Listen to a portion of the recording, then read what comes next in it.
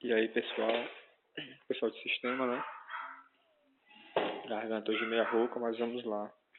Prometi para vocês os filósofos que o Osmar mandou, né?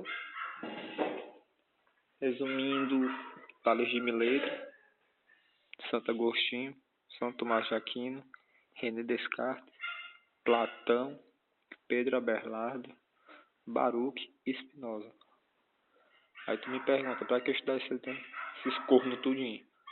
Eu também não sei, né? Não vai servir nada na minha vida, não vai influenciar em nada. Mas tá na AP, né? Então, como eu expliquei pra vocês, Micaela não sabia fotografar nenhuma porra de uma questão de prova.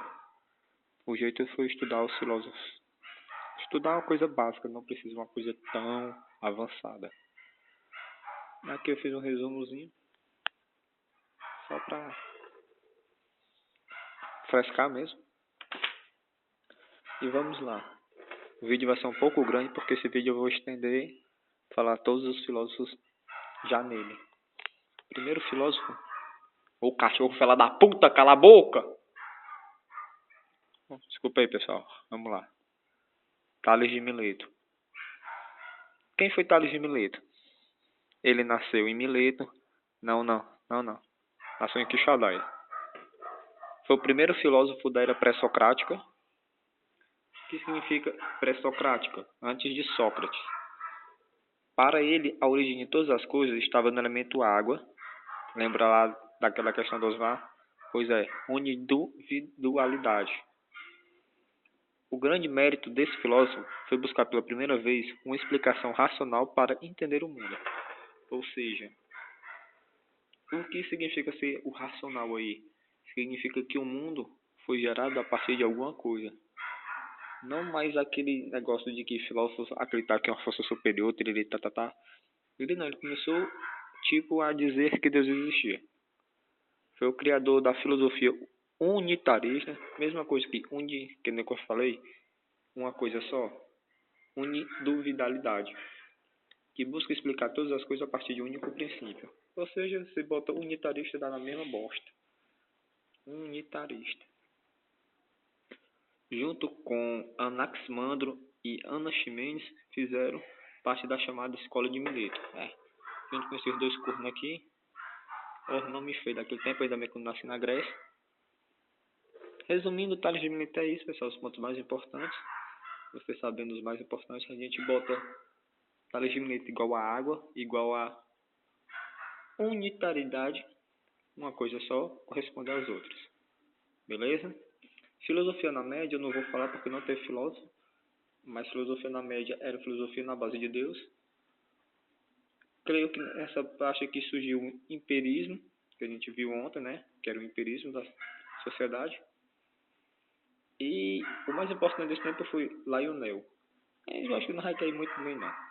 Fizeram parte dos Platão e René Descartes, que a gente vai falar daqui a pouco. Pulo. Filosofia medieval. Filosofia medieval. Santo Agostinho e São Tomás de Aquino. A gente vai falar sobre ele depois. Nesse tempo surgiu a filosofia escolástica, que tinha como segmentos os ensinamentos de Platão e Aristóteles. A gente vai falar depois sobre Platão. Vamos para o segundo filósofo, René Descartes. A gente já falou sobre esse fela da puta na aula passada. Inventou o plano cartesiano, é chamado de cartesiano, não sei que porra isso tem a ver.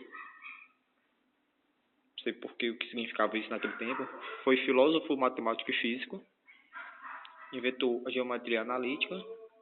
Criador da frase penso, logo existo. E criador do ceticismo. O que porra é ceticismo?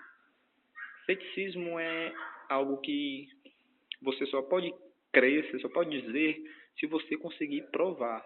Uma coisa cética. Coisa cética é aquilo que eu acredito naquilo, eu tenho que provar para dizer que aquilo existe. Resumindo, é isso. Provação daquilo que você pensa. Tira esse corno, que eu já estou com raiva desse baitolo, com as matemáticas. Aí vamos para o maiorzinho, Platão.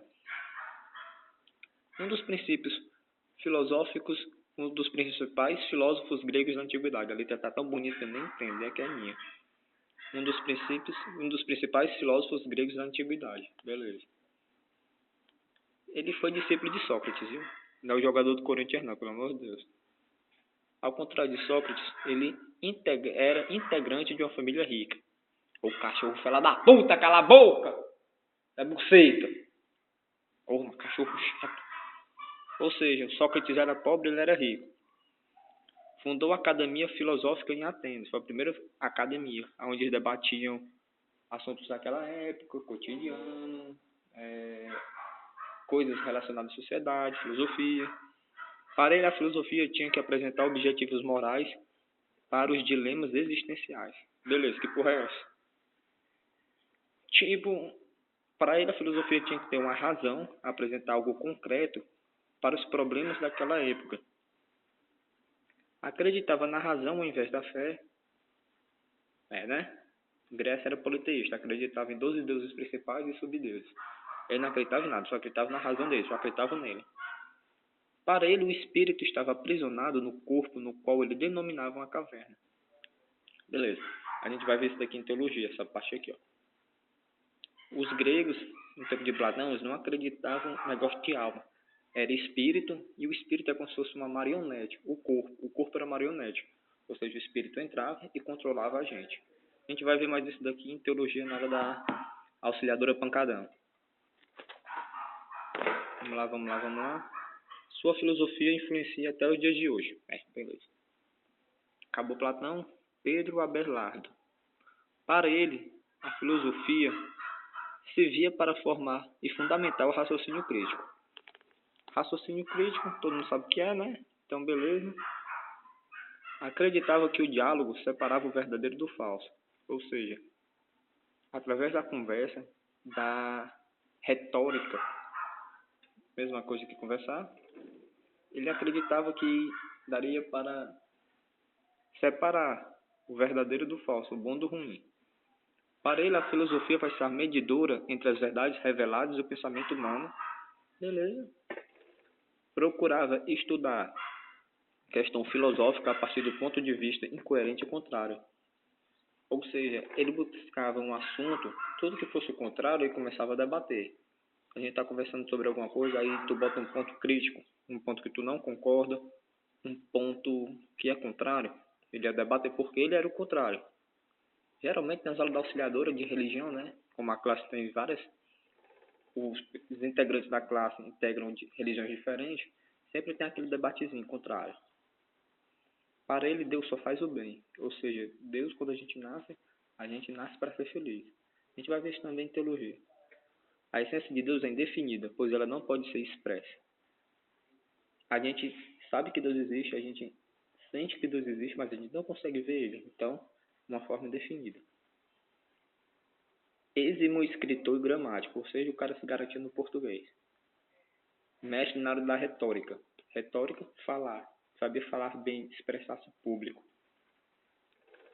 Baruch Spinoza. Filósofo holandês, no caso o mais importante naquele tempo. Um dos maiores pensadores racionalistas da filosofia moderna. Ele surgiu no mesmo tempo da Idade das Trevas ou Idade Média, viu, pessoal? Racionalista foi naquele tempo, teve um movimento chamado racionalismo. Estudava textos diferentes de religiões para tentar igualar com o texto de grandes filósofos. Ou seja, ele começou a pegar textos de várias religiões, católica, protestante, muçulmana, que é a mesma coisa que árabe, né? Egípcia. E assim tentou defender as ideias contra os argumentos usados por Platão, Sócrates e Aristóteles. Fundamentou a palavra ética, ou seja, foi ele que deu uma melhorada no que seria a ética para ele. Acreditava que Deus era a engrenagem que movia o universo, que os textos bíblicos eram nada mais que símbolos, ou seja, vamos fingir que o mundo é um relógio. Deus era aquele que operava esse relógio, beleza? E para ele a Bíblia nada mais era que símbolos, símbolos normais. Defendia a divindade de Deus, ou seja, para ele Deus era tudo supremo, assim como é para a gente nos dias de hoje, que acredita. Filósofo que acreditava na fé ao invés da razão. Esse é o único que difere os outros lá, porque esse tinha certeza que a fé movia a razão, e não a razão movia a fé. Beleza? Para terminar agora, videozinho grande, mas dá para explicar algumas coisas. Idade Média, que a gente prometeu, né? Santo Agostinho possuía grande dom na retórica, a gente já viu que é retórica. Sua obra era vasta e profunda. Tem uma questão lá do Osmar que a gente vê o nome da obra, é Santo alguma coisa. Ele era contra acadêmicos, ou seja, acadêmicos naquele tempo eram pessoas que eram só movidas à razão, não acreditavam na fé.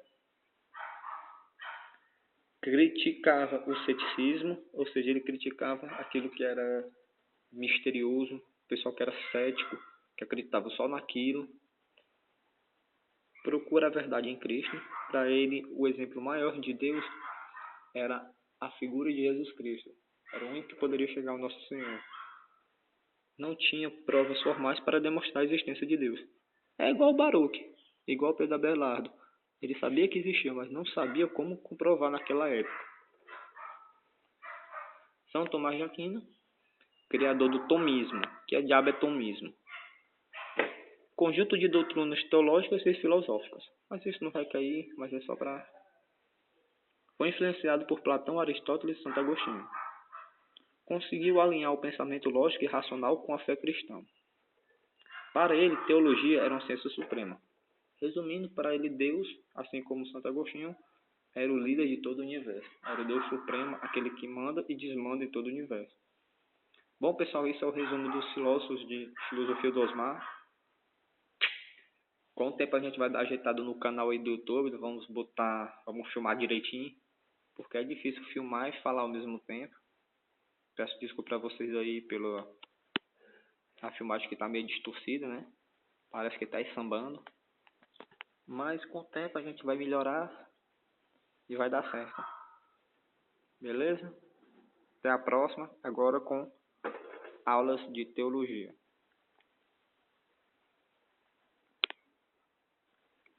Hora Priquita.